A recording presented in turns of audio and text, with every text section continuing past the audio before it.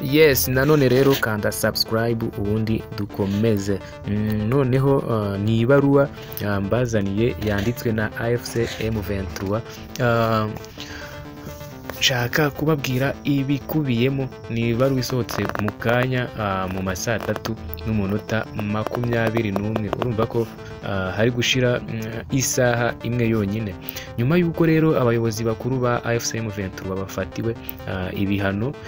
Iri huriro ryatangaje ko ritakitabiriye ibiganiro byo gushaka amahoro byari kurihuza n'ubuyobozi bwa DRC muri Angola. Ihuriro rero AFC M23 ryatangaje ko ritazitabira ibiganiro byo gushaka amahoro byagombaga guhuza abayobozi baryo n'aba leta ya Repubulika Iharanira Demokarasi ya Kongo. Ibi rero ibi biganiro byagombaga kubera i Rwanda muri Angola kuwa kabiri tariki ya 18 Werurwe 2025 cyangwa se 2025. Ni itangazo rero ryo kuri uyu wa mbere AFC M23 yavuze ko iki cyemezo cyatewe n'ibihano byafatiwe abayobozi baryo, ndetse rigaragaza ko hari imiryango mpuzamahanga iri kubangamira inzira igamije kugarura amahoro binyuze mu biganiro.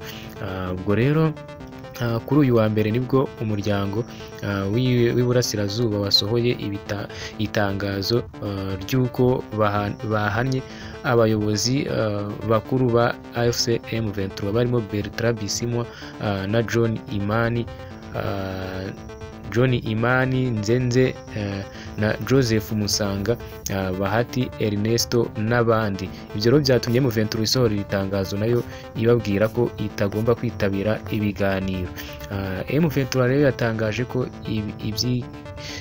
ibiganiro babivuyemo, batazitabira ibiganiro byari kuzaba kuri izo tariki navugaga haruguru. Murakoze cyane, mukomeze kugira amahoro y'Imana kandi subscribe ubundi dukomeze. Sawa, murakoze cyane.